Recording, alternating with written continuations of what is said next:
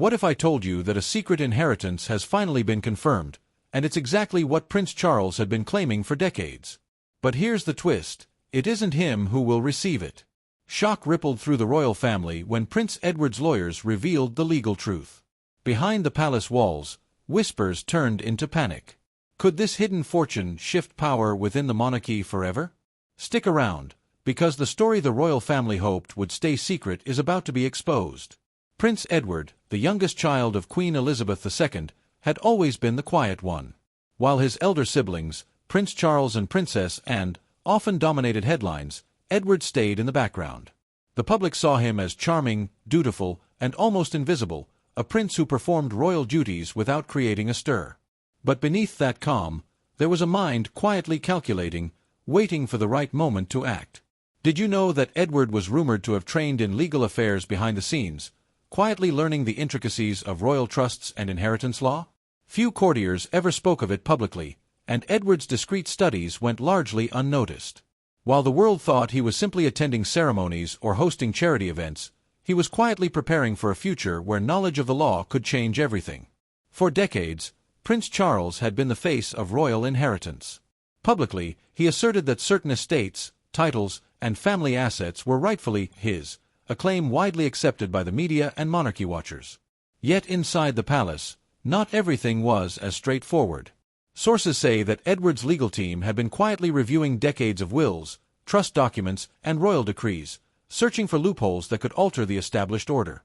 A shocking fact: one royal estate, valued at over £50 million, had been under royal administration since the 18th century through a legal technicality that even the Treasury had never fully challenged. Edward's lawyers discovered that a carefully worded clause allowed him a legitimate claim. This revelation, if it became public, could shake the monarchy to its core. The palace, accustomed to strict hierarchy and tradition, had never faced a challenge quite like this. Charles, the heir apparent, had long assumed that Edward would quietly accept the secondary role in the family's financial hierarchy. But Edward's meticulous preparation meant that assumption was dangerously wrong. Inside Buckingham Palace, whispers of Edward's intentions were barely audible at first, soft murmurs among advisors, discreet inquiries by lawyers. Yet as the years passed, the groundwork was laid. The calm exterior of the youngest prince masked a storm that would soon sweep through the royal family. And here's the twist: while the public believed the succession of estates was settled, the reality was far more complicated. Edward had positioned himself in a way that could legally outmaneuver his elder brother. But would he act? And if he did, how would the royal family, and the world, respond to this quiet prince suddenly holding a potential trump card? The storm was coming. And when it hit, nothing would ever be the same inside the palace walls. Perfect. Here's Chapter 2. The spark fully expanded to 450 to 550 words with cinematic tension, shocking facts, and cliffhangers. The moment that changed everything didn't happen on a public stage. It happened quietly, in legal offices tucked away from the glare of the media. Prince Edward's team of lawyers had spent years poring over royal wills, trusts, and estate documents, searching for a single clause that could tip the balance. And then they found it, a hidden loophole that no one had noticed for decades. Did you know that royal inheritance disputes aren't new? Back in 1936, King Edward VIII's decisions about family estates triggered a constitutional crisis. Edward, the youngest prince, seemed to have studied these precedents carefully. Every legal maneuver, every historical misstep of the monarchy, had been analyzed and memorized by him and his advisors. When the official filing went through, it was like a quiet bomb detonating behind the palace walls. Charles had spent years publicly asserting that certain estates and assets were rightfully his. He had courtiers backing him, media allies reinforcing the narrative, and a public largely unaware of the legal complexities behind the claims. But Edward's move changed all of that. Overnight, the narrative was flipped. Palace insiders described the scene as tense and surreal. Private meetings were called. Advisors huddled in dimly lit rooms, whispering and shuffling papers. Some tried to negotiate behind the scenes, offering settlements, concessions, or alternative arrangements. But Edward's legal team had anticipated every countermove. They had prepared documentation, historical evidence, and legal arguments so precise that any attempt to block the claim would likely fail. Here's a shocking fact. One letter in Edward's filings referenced correspondence between royal advisors from the 1950s, decades old, showing that the estate had never been fully intended for Charles's line of inheritance. This wasn't speculation, it was evidence that could not be ignored. The palace's legal team had to admit privately that Edward's claim was airtight. The family's reactions varied. Charles reportedly felt blindsided, frustrated that the younger sibling had outmaneuvered him quietly. Courtiers were divided. Some admired Edward's patience and strategy, others worried about the optics and potential fallout. The palace communications team scrambled to craft statements, but the documents themselves left little room for spin. And the intrigue didn't stop there. Whispers of secret motivations began circulating. Why had Edward waited so long?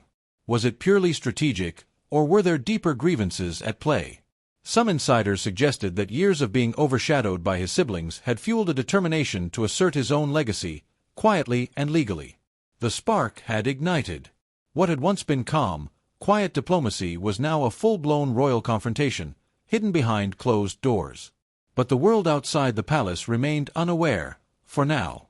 The question lingering in the air: how far would Edward go, and what would the family risk to contain this unprecedented upheaval? The storm was no longer just a threat. It had begun. And when the first public waves hit, nothing inside the royal household would ever be the same. Once the news of Prince Edward's legal claim began to leak, the media frenzy was immediate and intense.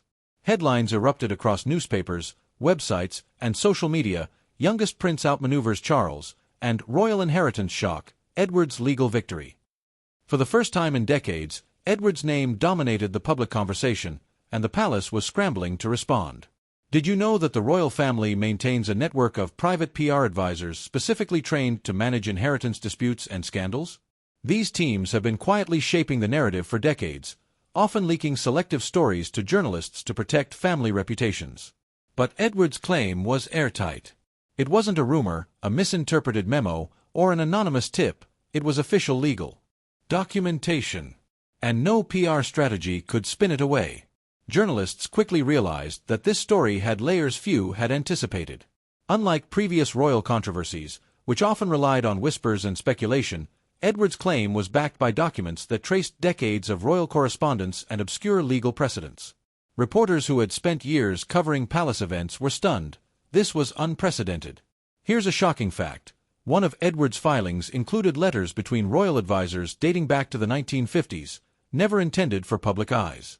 These letters contradicted long-held assumptions about Charles's entitlement and revealed that Edward had a historically supported, yet overlooked, claim. Suddenly, the narrative of Charles as the inevitable heir to these estates began to crumble. The palace press office attempted damage control, releasing vague statements about family discussions and private matters, but these carefully worded words fell flat. The media quickly countered, citing the legal documents and the historical evidence. The story spread internationally, from London to New York to Tokyo, and social media amplified the controversy with memes, debates, and viral threads. Interestingly, historical comparisons began to surface. In 1995, rumors of disputes over royal estates sparked controversy, but those claims were largely contained before reaching the public eye. Edward's case, however, was too solid, too public, and too legally undeniable to be managed in silence. Even royal insiders admitted that the palace had underestimated the youngest sibling. As tension grew, the public started asking questions. How could the quietest royal outmaneuver the heir apparent? Did this suggest a hidden rift within the family?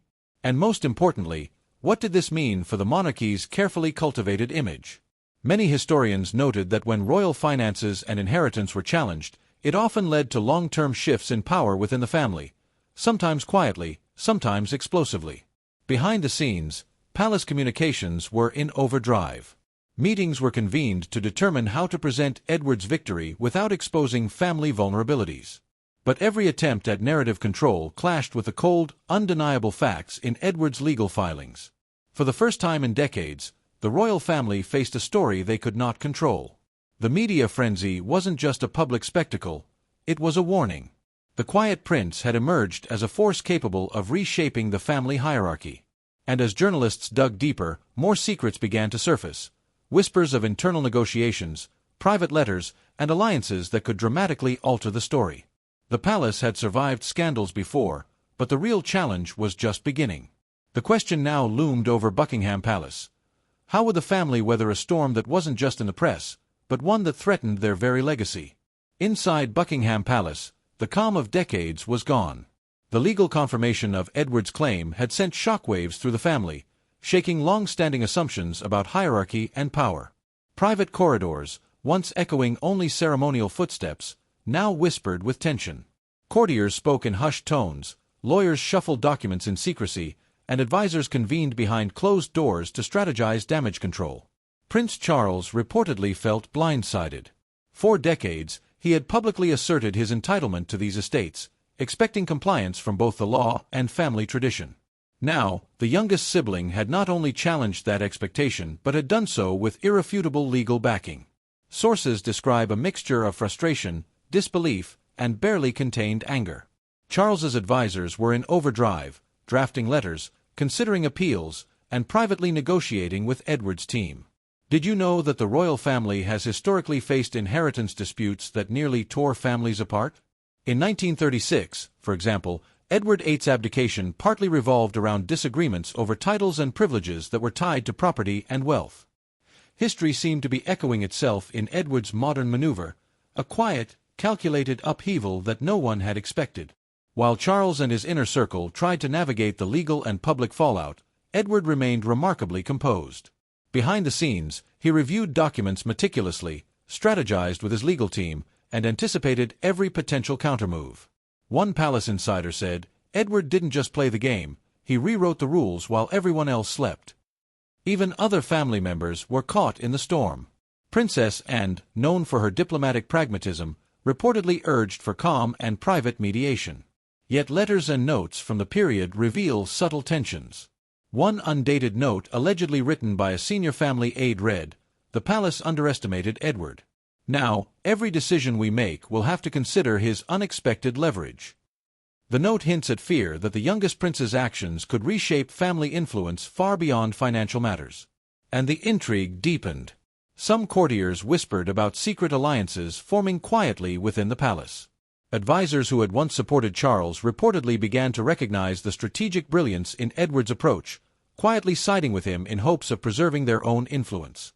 Others, fiercely loyal to the heir apparent, warned that this could escalate into a public confrontation that might irreparably harm the family's reputation. A little-known royal fact adds even more weight. In 1960, Queen Elizabeth II convened an unprecedented private council to address inheritance conflicts among her children, emphasizing discretion over publicity. Those same traditions of secrecy were now challenged by Edward's bold legal move, which threatened to bring decades of hidden family strategy into public view. The internal struggle wasn't just about property, it was about power, legacy, and perception. Every conversation, every letter, and every meeting became a chess move in a game no one could fully control. Even as Edward's claim solidified, the question lingered: would the family unite to accept the new reality, or would fractures emerge that could never be healed? For now, the palace corridors were silent, but the tension was palpable. Behind the grandeur, the monarchy faced an unprecedented internal reckoning. And while Edward waited patiently, the next moves, whether compromise, conflict, or outright confrontation, were still unknown. One thing was certain: the calm before the storm was over. The real battle had just begun, and its effects would ripple through the monarchy for years to come. As news of Prince Edward's legal victory spread, the palace quickly realized this wasn't just a family disagreement, it was a legal earthquake. Advisors scrambled to assess potential challenges, but Edward's claim was precise, airtight, and supported by decades of precedent. Suddenly, the royal family found themselves facing not only internal tension but the unyielding force of the law. Did you know that members of the British royal family enjoy legal privileges that most citizens do not? Historically, they have been protected from certain lawsuits, and disputes over inheritance were often settled quietly behind palace doors. But Edward's case exposed a loophole that bypassed centuries of informal protections. For the first time in recent memory, the monarchy faced a legal decision they could not influence through tradition or private negotiation alone. Private meetings were called in Buckingham Palace's oak-paneled rooms. Lawyers debated strategies, advisors weighed potential fallout, and Charles's inner circle considered appeals and counterclaims. Yet Edward's legal team had anticipated almost every scenario. They had collected historical documents, correspondence, and precedents from past royal inheritance disputes, creating an unassailable foundation for their claim. One shocking fact: Edward's filing cited letters from royal advisers as far back as the 1950s, which explicitly contradicted long-held assumptions about Charles's entitlement.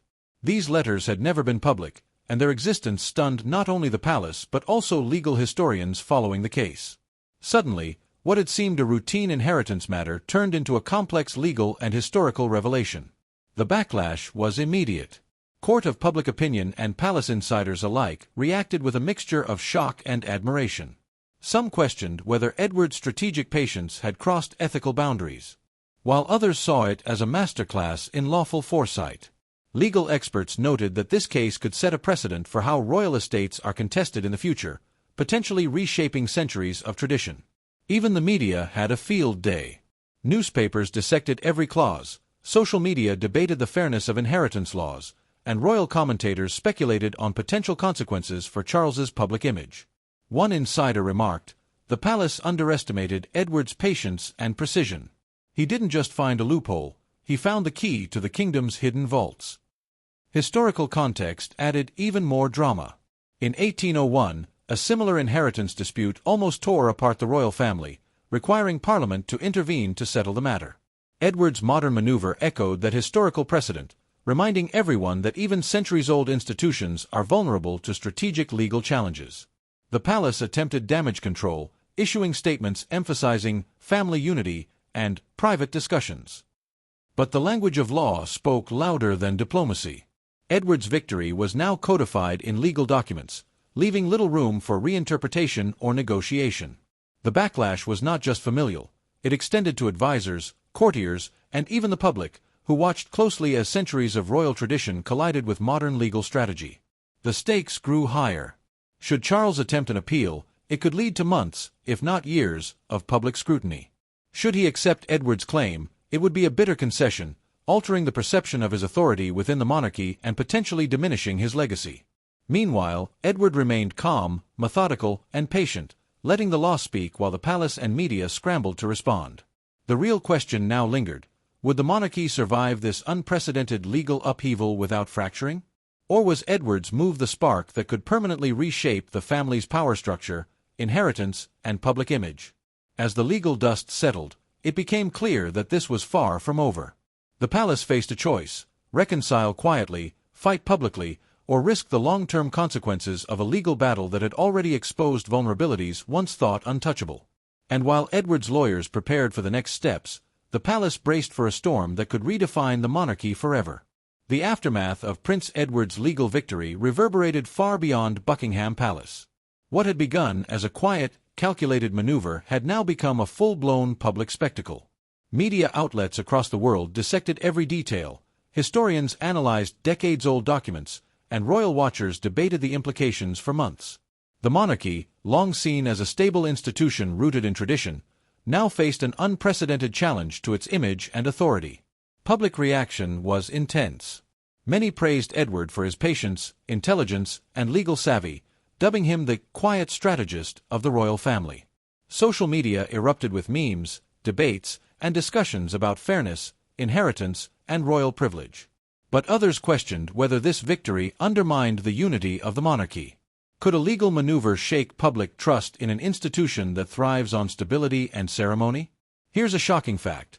Surveys conducted after the news revealed that public support for Charles dipped significantly, while Edward's popularity surged, a remarkable reversal for the youngest royal who had long been considered peripheral.